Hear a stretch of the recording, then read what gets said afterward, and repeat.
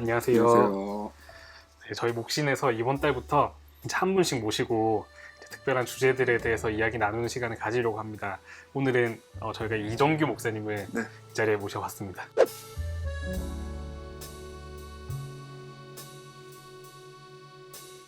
저는 그 목회와 신학에서 편집 기자를 담당하고 있는 송지훈 기자라고 하고요.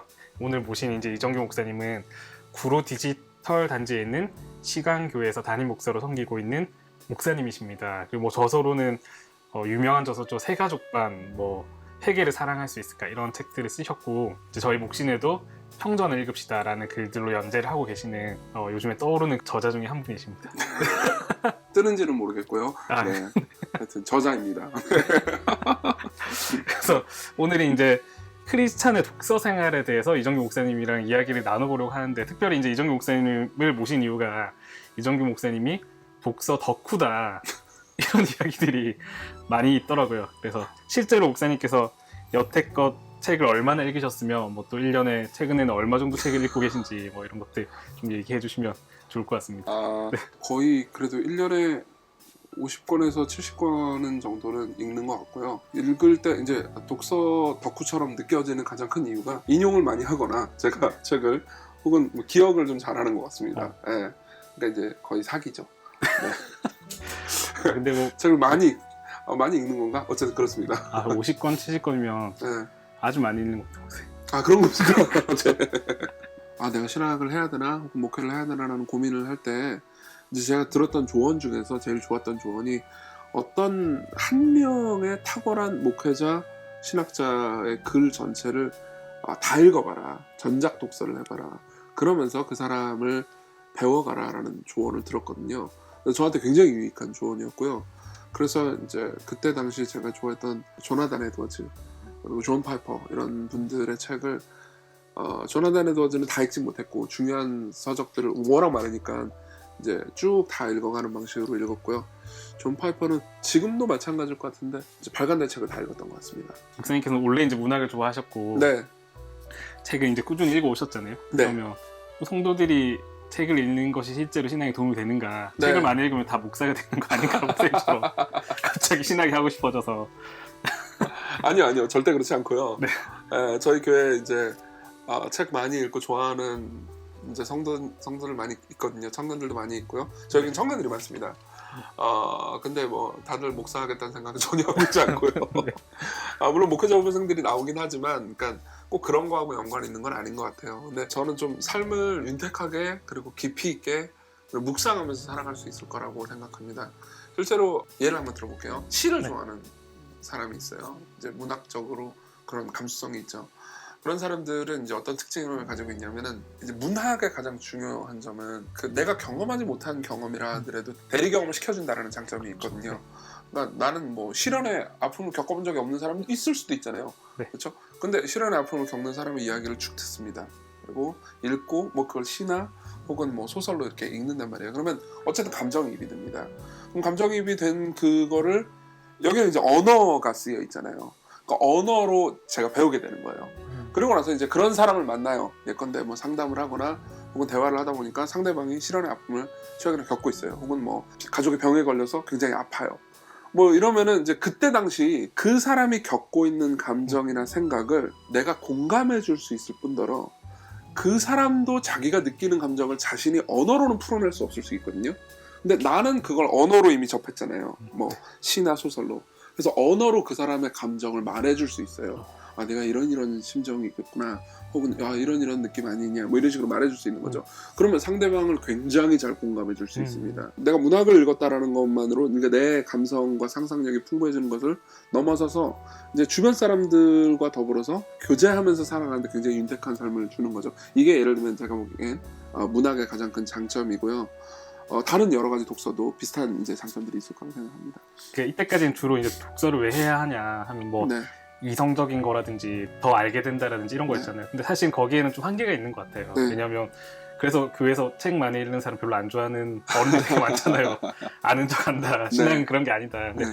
그런 측면에서만 독서가 오는 게 아니라 되게 이제 책을 읽고 다른 사람들의 감정이나 삶에 대해서 공감해 줄 수 있는 사람이 된다라고 한다면 진짜 크리스찬에게 독서가 정말 네. 필요한 일이라는 생각이 드는 것 같은데요. 그러니까 이제 말씀하신 것처럼 책을 읽는 사람들이 좀 비판적인 의식이 강하고 말을 안 듣는다 이것도 사실입니다. 어느 정도. 왜냐하면 책을 계속해서 읽으면은 이제 분별하게 되고 그리고 사유하게 되고 비판하게 되니까요. 근데 이제 어느 정도 책을 읽는 것을 넘어서서면 그것도 넘어가는 것 같아요. 예를 한번 들어보자면은 책을 계속해서 읽으면은 초반에는 비판적이 될 확률이 높습니다. 예컨대 저 같은 경우에도 소위 이제 개혁주의 신학과 신앙인들의 책을 읽고 청교도들의 글을 중심으로 읽을 때는 이제 되게 비판적이고 막 청교도 / 개혁주의 방식으로 설교나 가르침을 하지 않으면 좀 나쁘다 이런 식으로 생각할 때가 있었거든요. 근데 그것도 이제 독서를 하다 보면 독서의 지평이 좀 넓어지거든요. 내가 읽은 책이 현실과 적용할 때 딱 들어맞지는 않는다라는 것도 알게 될 때가 오죠. 근데 이제 읽다 보면 나는 현실을 살아내는 실존적인 인물이니까요. 현실을 살아내는 삶을 살면서 책을 읽고 책에서 배운 지식을 가지고 삶에 적용해가면서 이제 이렇게 소통을 한단 말입니다. 근데 그 가운데서 책이 말하는 내용이 현실을 온전히 반영하지 못한다라고 할 때는 결국 책도 비평을 하게 됩니다. 그러면서 이제 시간이 지나면 점점 어떻게 되냐면은 다른 생각을 가진 사람들, 다른 생각을 가진 생각들을 책으로 만나가지고 읽고 이해하고 이제 책끼리도 싸움을 한번 붙여보고 그리고 더 중요한 건 지속적인 독서가 계속되면 결국은 나한테 시비를 걸 능력이 생깁니다. 이게 되게 중요한 부분인 것 같아요. 그러니까 처음에 책을 조금씩만 읽을 때는 사람들한테 시비를 걸기 시작합니다. 우리 교회 장로님 기도는 너무 이상해. 우리 목사님 설교는 너무 지적이지 않아. 근데 시간이 계속 지나면서 이제 반성적으로 책을 읽을 때는 나한테 시비를 걸 수 있습니다. 그러니까 이런 생각을 하는 나는 정당한 것인가? 사람들을 판단하고 있는 기준을 가지고 있는 나는 정말 옳은 기준을 가지고 있는가? 그러니까 처음에는 사람들에게 냉소적일 수 있다가 나중에 시간이 지나 보면은 이제 이게 복음을 깊이 이해하고 맛보면서 생기는 능력이기도 하지만 나를 향해서 조소할 수 있는 능력이 생기는 거죠. 그러니까 이게 아주 깊이 있고 꾸준한 독서의 가장 큰 강점이라고 생각합니다. 그리고 원래 책 한 권만 읽으세요. 가장 맞아요. 맞아요. 근데 거기서 머물지 말고 계속해서 읽어나가야겠네요. 근데 어쨌든 어른들은 저는 어른도 아니고 그렇다고 애라고 볼 수도 없는 사람이긴 하지만 어른들은 그런 시기에 있는 사람들을 따뜻하게 품어줄 수 있는 여유로운 넉넉함이 있으면 좋겠다는 생각은 들어요. 그리고 잘 듣고. 성경도 비슷한 것 같아요. 근데 네, 맞아요. 성경도 처음 읽을 때는 성경 가지고 다른 사람을 비판하잖아요. 근데 나중에 계속해서 읽어나갈 때 자기를 성경으로 비춰볼 수 있는. 네, 맞습니다. 네. 어떤 사람은 이렇게도 얘기하더라고요. 신앙에 독서가 뭐가 필요하냐? 성경만 읽으면 된다. 성경 안에 모든 게 다 있는 게 아니냐 이렇게 얘기하는 사람도 있는데 그럼에도 신앙 성숙에 독서가 도움이 되는가 이런 부분에 대해서도 좀 얘기해 주죠. 그런 분들에게 세 가지 정도를 얘기할 수 있을 것 같아요. 첫 번째, 그 성경을 잘 이해하기 위해서는 성경만 읽어서는 안 됩니다. 예를 들면 여러분들이 성경을 읽어요. 근데 문화라는 말이 나옵니다. 달란트라는 말이 나와요. 그러면 이게 얼마나 큰 액수인지 그때 당시 1세기 사람들은 알죠. 그렇죠? 하지만 지금 우리는 모릅니다.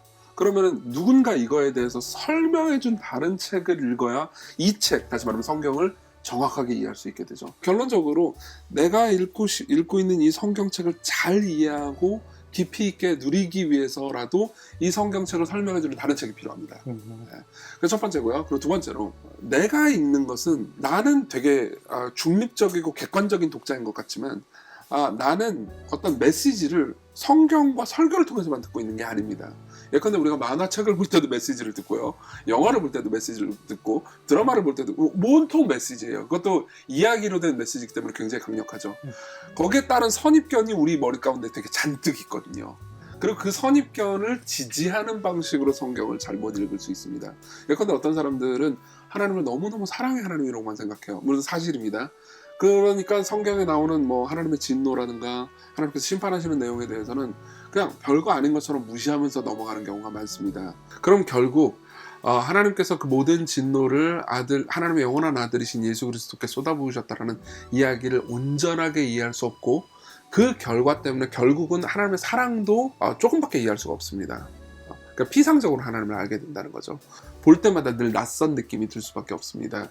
그러니까 이런 것들에 대한 교정은 이 성경을 읽은 여러 사람들 있잖아요. 이런 여러 사람들의 여러 생각들을 보면서 교정을 받을 필요가 있거든요.